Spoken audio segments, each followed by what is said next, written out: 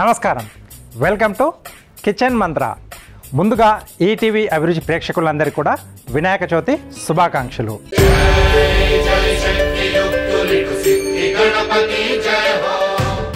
ఈ పండుగ అనగానే పిల్లలు పెద్దలు అందరూ కూడా పొద్దుటే లేసేసి శుభ్రంగా స్నానాలు అవి చేసేసుకొని కొత్త బట్టలు వేసేసుకొని వినాయకుడి దగ్గర భక్తిగా శుచితో శుభ్రతతో ప్రసాదాలు అవన్నీ కూడా చేసుకొని చాలా బాగా చేసుకునే పూజ కదా ఇది మనకు. ఎందుకంటే ఏ పూజ చేసినా ఏ పని మనం మొదలుపెట్టినా ముందుగా మొక్కుకునేది మనం ఆ విఘ్నేశ్వరుడికి కాబట్టి ఆయనకి మనం రకరకాల 9 రోజులు నవరాత్రులు చేసుకునేటప్పుడు నైవేద్యాలు అన్నీ పెడుతూ ఉంటాం. అవన్నీ కూడా ఏంటంటే మన ఈ వంటలకు సంబంధించినవి అనమాట. దాంట్లో కొన్ని పిల్లలకి ఇష్టమై ఉంటాయి, కొన్ని ఈ మధ్య కూడా కొత్త కొత్త వెరైటీస్ కూడా తయారు చేసేసి అంటే వాటిని కూడా ప్రసాదానికి అనుకూలంగా ఉండే పదార్థాలను మాత్రమే వాడి చేసేది అనమాట. ఈరోజు మన స్టూడియోకి ఒక షెఫ్ వచ్చారు సిద్దిపేట నుంచి. ఆ షెఫ్ ఏంటంటే మనకి వినాయక చవితి సందర్భంగా ఒక కొత్త ప్రసాదాన్ని అంటే దేవుడికి మనకు నైవేద్యంగా పెట్టే ఒక రెసిపీని ఈరోజు పరిచయం చేయబోతున్నాడు అనమాట. వినాయక చవితి అందరికీ తెలుసు కదా, భజనలు పూజలు వ్రతాలు అన్నీ అయిన తర్వాత అందరూ అంటే మెయిన్గా పిల్లలు ఎదురు చూసేది ఆ ప్రసాదాల కోసమే కదా. ఈరోజు మన స్టూడియోకి సిద్దిపేట నుంచి ప్రవీణ్ షెఫ్ అనే వచ్చాడనమాట. మనకి ఒక డిఫరెంట్ ప్రసాదాన్ని మనం నైవేద్యంగా పెట్టడానికి దేవుడికి మనకు పరిచయం చేస్తానన్నాడు. సిద్దిపేట నుంచి వచ్చినటువంటి షెఫ్ని మనం మన స్టూడియోకి వెల్కమ్ చెప్పేద్దాం. ప్రవీణ్ గారు వెల్కమ్ అండి. హలో ప్రవీణ్ గారు. ముందుగా మా స్టూడియోకి వచ్చినందుకు మీకు థ్యాంక్ యూ. అలాగే మీకు వినాయక చవితి శుభాకాంక్షలు. థ్యాంక్ యూ రాజు గారు. మీకు అలాగే ఈటీవీ అభిరుచి ప్రేక్షకులందరికీ వినాయక చవితి శుభాకాంక్షలు. ఓకే, బొకే అట్లు పెట్టేసుకోండి. ఈరోజు మేము మీతో రెసిపీ చేయించుకోవాలనుకుంటున్నాం. పండగ అనగానే అందరికీ తెలుసు కదా, ప్రసాదాలు పూజలు వ్రతాలు భజనలు అన్నీ ఉంటాయి. చివరాకర్లుగా చేసేది మన చేసే వంటకమే ప్రసాదం. ఈరోజు మీరు ఏ రకమైనటువంటి ప్రసాదాన్ని మాకు పరిచయం చేయబోతున్నారు? నేను హెల్తీగా కొంచెం డిఫరెంట్గా గోధుమ రవ్వ మోదక్ చేయబోతున్నానండి రాజుగారు. వినాయకునికి మోదకాలంటే చాలా ఇష్టం కదా. అవును.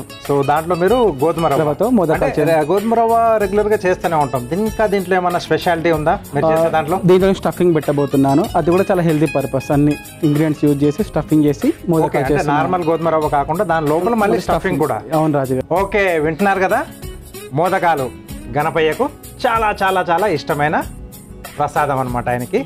దాంట్లోనే మన షెఫ్ గారు ఏం చెప్తున్నారు, ఇంకా స్టఫింగ్ కూడా చేస్తా ఉంటారు. ఆ స్టఫింగ్ ఏదో ఇంకా మనకు రివీల్ చేయట్లేదు. మనకు కొద్దిగా స్పెషల్గా ఉండబోతుంది ఈ యొక్క మోదకాలు. మరి ముందుగా గోధుమ రవ్వ మోదకాలకి కావాల్సిన పదార్థాలు ఏంటో చూసేద్దాం.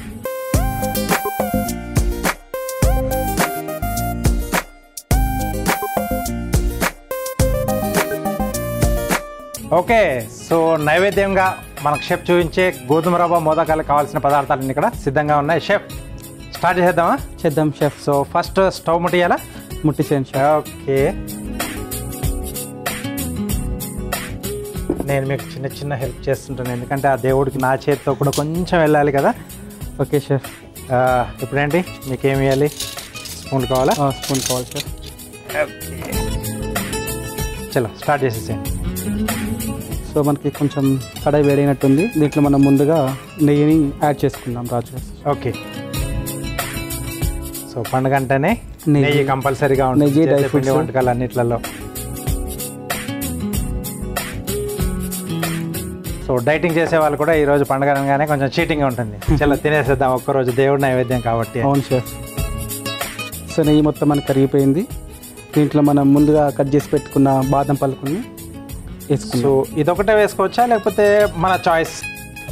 మనము కావాలంటే కాజు పిస్తా అవి కూడా వేసుకోవచ్చు. చాలా మంది పండుగ అంటేనే మనకి డ్రై ఫ్రూట్స్ నెయ్యి తీపి పదార్థాలు ఎక్కువ యూజ్ చేస్తుంటాం కాబట్టి నేను ఇక్కడ బాదం పలుకులు తీసుకున్నాను. కావాలంటే మీరు ఇంట్లో చేసుకున్నప్పుడు సిరంజి పలుకులు ఎండు ఖర్జూర అలాంటివి కూడా మీరు మనకు నచ్చినవి కూడా వేసుకోవచ్చు. ఓకే, హెల్తీ కాబట్టి. ఓకే, చిన్న కట్ చేశారు కాబట్టి కొంచెం జాగ్రత్తగా మాడకుండా కూడా చూసుకోవాలి. అవును షెఫ్. వాట్ నెక్స్ట్ మనం ఉడికించి ముందుగా సిద్ధం చేసుకున్నటువంటి మన గోధుమ రవ్వ మిశ్రమాన్ని తీసుకొని గోధుమ రవ్వ సో ఉడికించే చేసుకోవాలా పచ్చి చేసుకోవచ్చా? ఉడికించి చేసుకుంటే మనకి చేయడానికి కొంచెం ఈజీగా ఉంటుంది ప్రాసెస్. ఓకే వేసేసేయండి.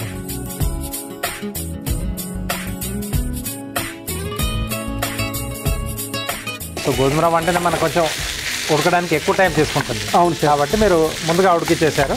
ఆ తర్వాత అంటే కొంచెం నేతిలో కూడా వేస్తే ఆ నెయ్యి ఫ్లేవర్ అనేది కూడా కొంచెం మధ్యలో మోదకాలని మధ్యలో మనకు బాగా తెలుస్తూ ఉంటుంది కదా. సౌండింగ్ అనేది స్టార్ట్ అయిపోయింది. నెయ్యి వెలగానే పక్కింట్లో అందరికీ కూడా తెలిసిపోతూ ఉంటుంది. నెయ్యి వాసన మనం ఏం చేస్తున్నామో చుట్టుపక్కల వాళ్ళకి తెలుస్తూ ఉంటుంది. సో కోర్స్ ఎక్కడ చేశారు మీరు? నేను చెన్నైలో చేశాను, సైన్స్ ట్యూషన్లో. ఓకే. అది చేసిన తర్వాత అంటే జాబ్ చేశారా?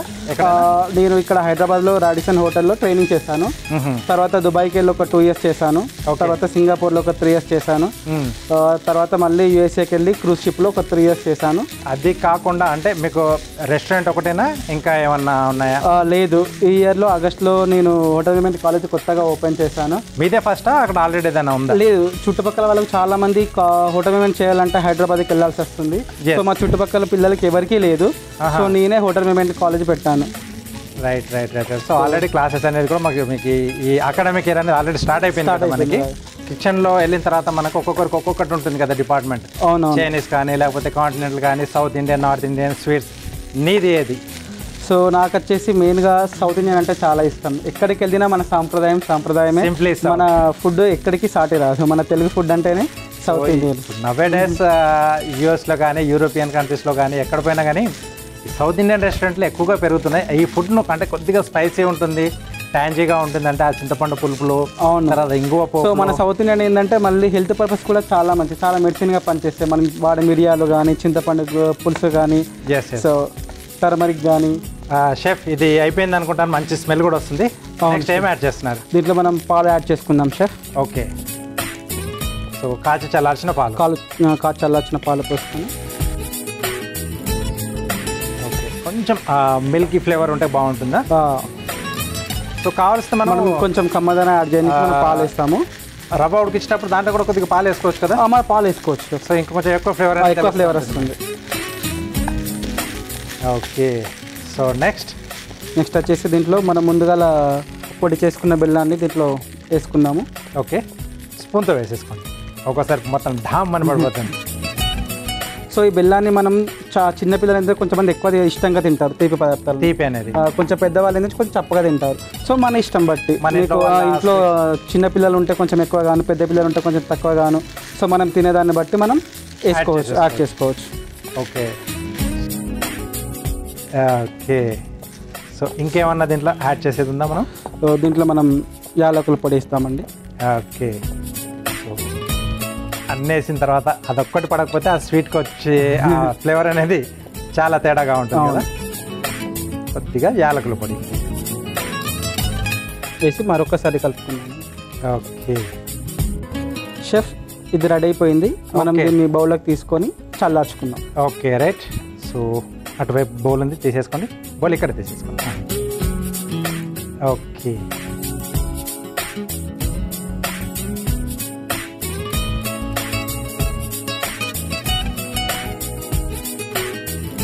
రైట్. సో దీన్ని మనం 5 minutes చల్లార్చుకుందాం. ఓకే, పక్కన పెట్టేసుకుందాం. ఇంకేమైనా మీరు స్టఫింగ్ ఏదో అన్నారు నాకు స్టార్టింగ్లో, అదే చూస్తున్నాను. నాకు ఇంకా చెప్పలేదు, దాన్ని రివీల్ చేయట్లేదు. కొంచెం ముందుకు పెట్టేసుకోండి. రైట్. సో దీంట్లో ఏమేమి వేస్తున్నాం నాకు స్టఫింగ్ చెప్పండి. ఈ స్టఫింగ్ కోసం మనం ముందుగా తురుము పెట్టుకున్న పచ్చి కొబ్బరి. ఓకే, పచ్చి కొబ్బరి తురుము. సో ఇక్కడ ఎండు కొబ్బరి కూడా వేసుకోవచ్చా? ఎండు కొబ్బరి కూడా వేసుకోవచ్చు, కానీ పచ్చి వేస్తే కొంచెం స్వీట్నెస్ ఫ్లేవర్ అనేది ఎక్కువ వస్తుంది, కొంచెం తాజాగా ఉంటుంది. తాజాగా కొంచెం హెల్దీగా కూడా ఉంటుంది. ఓకే. నెక్స్ట్ అలాగే పాల పొడి. ఓ, ఇక్కడ కూడా కొంచెం మిల్కీ ఫ్లేవర్. ఎస్, కొంచెం మనకు చుట్టుకోవడానికి కూడా హెల్ప్ చేస్తుంది. ఇక్కడ కూడా ఏమైనా స్వీట్నింగ్ యాడ్ చేస్తారా? మళ్ళీ ఇంకొంచెం బెల్లం. డబల్ ధమాకా బెల్లం. ముందుగా చెప్పాను కదా షెఫ్, పండుగ అంటేనే మనకు తీపి పదార్థాలు అని. Yes yes. దీంట్లో చిటికెడు మనం ఇలాచీ పౌడర్ ఫ్లేవర్ కోసం. షెఫ్ యాలకుల పొడి వేసేసారు. నెక్స్ట్ దీన్ని మనం కలుపుకోవాలి. అంతే అంతే, స్టవ్ అక్కర్లేదు, చాలా సింపుల్, అవసరం లేదు. స్టఫింగ్ అనేది రెడీ అయిపోయింది. సో దీన్ని ఇప్పుడు ఎలా డైరెక్ట్ పెడతారా ఏమన్నా మళ్ళీ దీన్ని లేదు, షేప్ అంటే దానికి మన మోదకాల షేప్ కావాలి కాబట్టి మనం ఈ మోల్డ్ తీసుకొని ఇది వచ్చిన తర్వాత చాలా మంది చాలా చాలా ఈజీ అయిపోయింది. సో మనం దీన్ని కొంచెం గీ అప్లై చేసుకుందాం. ఓకే, సో రెండు వైపులా మనము నెయ్యి అప్లై చేస్తాం.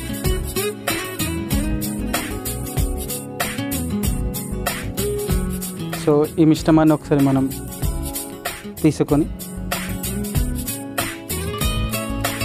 కాలుతో ఉంటే స్పూన్ వాడేసుకుందాం. వస్తుందా చేతి? వస్తుంది.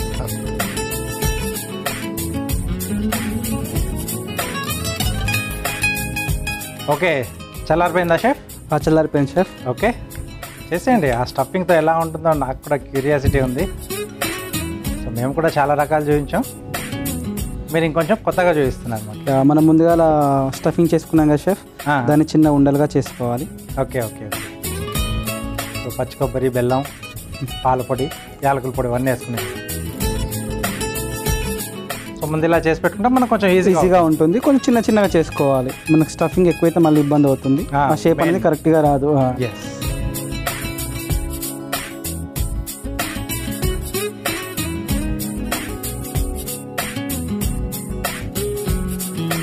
మోల్డ్లో వేసేసుకోవాలా?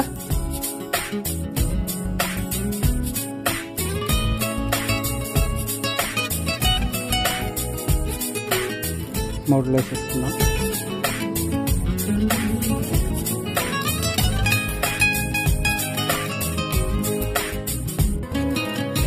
సో నువ్వు అలా రెడీ చేస్తూ ఉండు, ఈలోగా మేము ఒక చిన్న బ్రేక్ చెప్పుకుంటాం. ఓకేనా? Okay chef. సో ఎన్ని ఎక్కువ చేయగలదు అన్ని ఎక్కువ చేయాలి, ఎందుకంటే నైవేద్యం పెట్టిన తర్వాత తినేది మనమే కాబట్టి. Okay chef. ఓకే షెఫ్, అయిపోయిందా? అయిపోయింది షెఫ్. ఓకే, సూపర్గా ఉన్నాయి. సో వినాయకుడికి ఎంతో ఇష్టమైనటువంటి గోధుమ రవ్వ మోదకాలు రెడీ షెఫ్. చూసారు కదా, చాలా చాలా ఈజీగా ఇంట్లో ఉండే పదార్థాలతోనే తయారు చేసుకునే మోదకాలు. ఓకే, సో దానికంటే ముందు దీనికి కావాల్సిన పదార్థాలు అలాగే దీని తయారీ విధానం మీకోసం మరోసారి.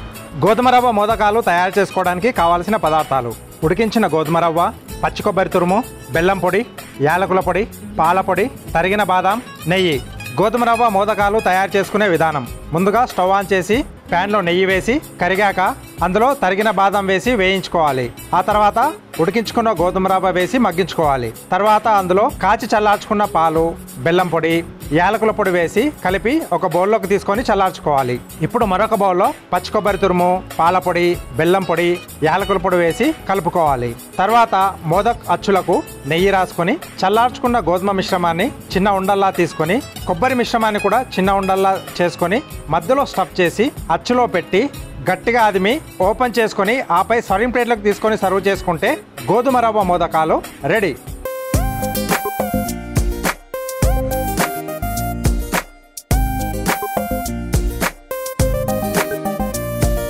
కావాల్సిన పదార్థాలు అలాగే తయారీ విధానం చూశారు కదా. సో మనకు నైవేద్యం రెడీ అయిపోయింది. సో షెఫ్, సో అక్కడ గణపయ్యకు నైవేద్యంగా పెట్టేసేయండి. Okay chef.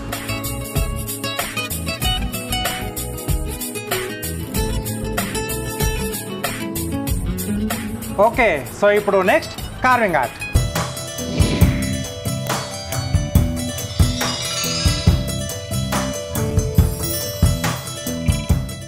Welcome to carving art. So ఈరోజు కార్వింగ్లో వినాయక చవితి కాబట్టి బ్రెడ్తో ఈజీగా, అంటే మనం పూజ చేసేటప్పుడు కూడా అలా తయారు చేసి పెట్టుకోవచ్చు. చిన్న చిన్నగా మనం మోల్డ్స్ ఉంటే చాలు, అంటే లేకపోతే మనకి డబ్బా మూతలతో అయినా మనం ఒక బ్రెడ్ను స్లైసెస్ను 3-4 పెట్టేసుకొని వాటిని డిఫరెంట్ షేప్లలో కట్ చేసి వినాయకుడి షేప్లోకి తీసుకురావచ్చు. అదేలాగో నేను ఇప్పుడు చూపిస్తాను.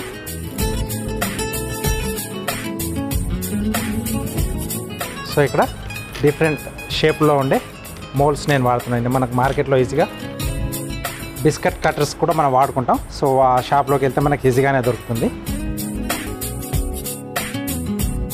సో మనం చేసుకోవాలనుకున్న సైజ్ దాన్ని బట్టి బ్రెడ్ స్లైస్లు అనేది చూసుకోవాలి, చిన్నదా లేకపోతే పెద్దదా అనేది. సో ఇక్కడ నేను మీడియం తీసుకుంటున్నాను. బ్రెడ్ కూడా చిన్న సైజ్. ఓకే, సో గట్టిగా ప్రెస్ చేసేసి మనం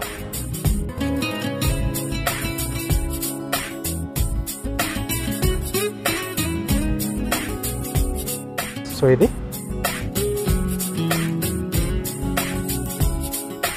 వినాయకుడికి మధ్యలో ఫస్ట్ బొజ్జ అంటే కడుపు ప్రాంతం అది. ఇంకొకటి చిన్నది తీసుకుంటున్నాను, దానికంటే కొంచెం చిన్నది.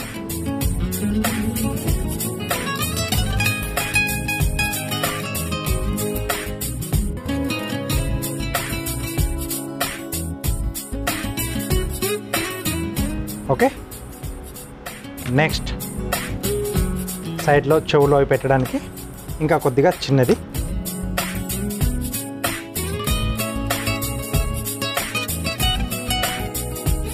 దీన్ని మధ్యకి కట్ చేస్తున్నాను.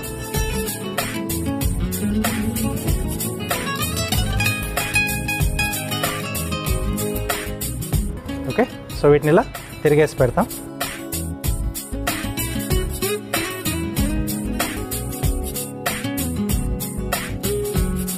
తర్వాత కిరీటంలో ఈ పై పార్ట్ తీసుకుంటున్నాను.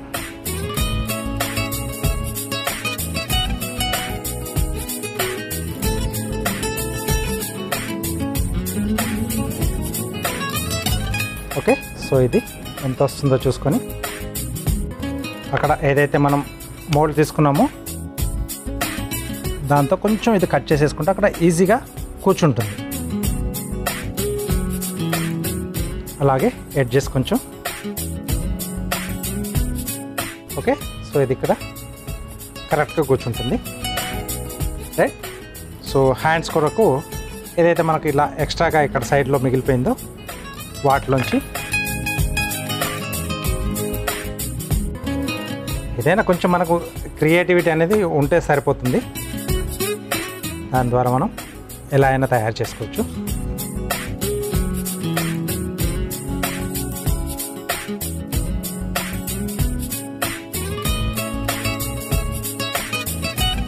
సో బ్రెడ్ అంటే అందరికి అవైలబుల్గా ఉంటుంది, అందరికీ దొరుకుతుంది, ఈజీగా చేసుకోవచ్చు. ఒకసారి ట్రై చేసుకోవచ్చు. ఒక స్లైస్ పైన ఇంకో స్లైస్ ఉంటుంది. బాగా వస్తే ఆ రోజు దేవుడితో పాటుగా అక్కడ పెట్టేసుకుంటే వచ్చిన గెస్ట్లు వాళ్ళకు కూడా చూడడానికి బాగుంటుంది. కొద్దిగా డిఫరెంట్గా చేసి పెట్టేస్తే మనం.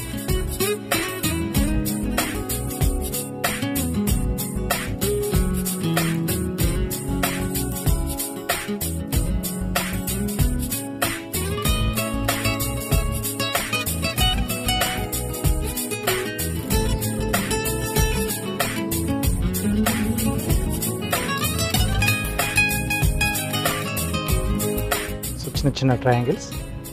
పాదాన్ని కూడా చూపిస్తున్నాం. అలాగే ఇక్కడ ఐస్ వచ్చేసి మిరియాలు వాడుతున్నాను నేను. సో బ్లాక్ కలర్ లేకపోతే మినుములు కూడా వాడచ్చు.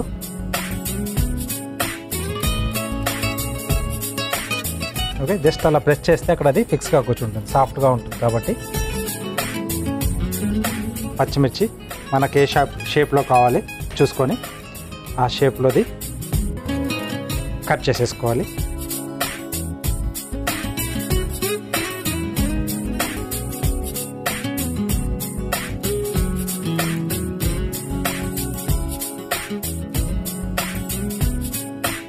ఓకే, సో నెక్స్ట్ దానికి మనం పెట్టే దంతాలు కూడా ఉంటాయి కదా. అవును. సో టూత్ పిక్స్ తీసుకుంటాను చిన్నగా, ఇలా కట్ చేసి తొండం పక్కన అక్కడ బ్రెడ్లో అలా గుచ్చేసుకోవడం. చూసారు కదా, చాలా ఈజీ. మీరు కూడా తప్పకుండా ట్రై చేయండి. ఓకే,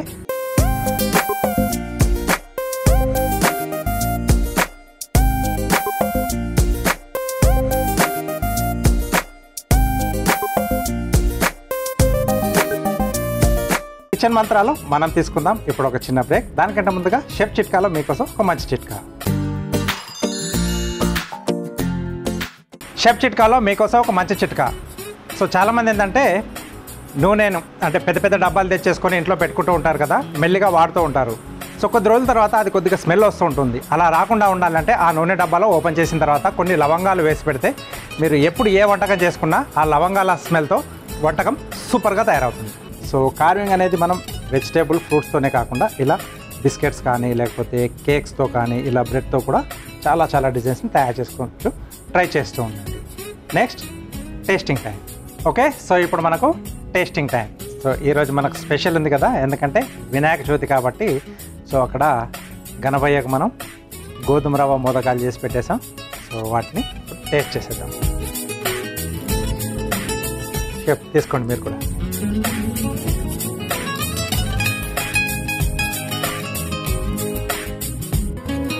ఒకసారి నేను వీళ్ళకి కూడా చూస్తాను మధ్యలో ఆ స్టఫింగ్.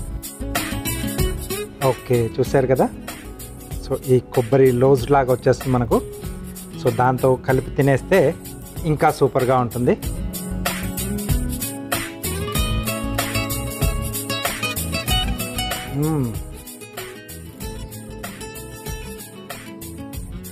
చాలా సూపర్గా ఉంది. Thank you. So top layer మనకి కొంచెం సాఫ్ట్గా ఆ బెల్లం వేశారు కదా, కొంచెం నేతిలో కూడా వేయించారు. చాలా బాగుంది. లోపలికి వెళ్ళే వరకు ఇంకొక బాంబు మెల్లిగా ఢామ్ అంటుంది ఆ కొబ్బరి లోజ్ టైప్లో. కొబ్బరి మనం పచ్చిగా సాధ్య చేయకుండా టేస్ట్ మటుకు చాలా సూపర్గా ఉంది. దాంట్లో యాలకుల పొడి, పాల పొడి ఇవన్నీ కూడా వేశారు కదా, చాలా చాలా బాగుంది షెఫ్. సో చాలా మంచి గోధుమ రవ్వ మోదకాలు మాకు చూపించారు ఈ పండుగ పూట. మీ అంటే మా స్టూడియోకి వచ్చి మా ప్రేక్షకులకు కూడా అంటే కొంచెం కొత్త రకమైన వంట ఈ పండుగ సందర్భంగా చూపించినందుకు చాలా చాలా thanks. Thank you chef. Kitchen మంత్రాలో ఒక టేస్టీ డిష్, అలాగే కార్వింగ్ ఆర్ట్లో అందమైన కార్వింగ్ చూశారు కదా. ఇది ఇవాళ మన Vinayaka Chavithi special kitchen Mantra. Next ఎపిసోడ్లో ఒక టేస్టీ డిష్తో పాటు అందమైన కార్వింగ్తో మళ్ళీ మీ ముందుంటాను. మరొకసారి ప్రేక్షకులందరికీ వినాయక చవితి శుభాకాంక్షలు.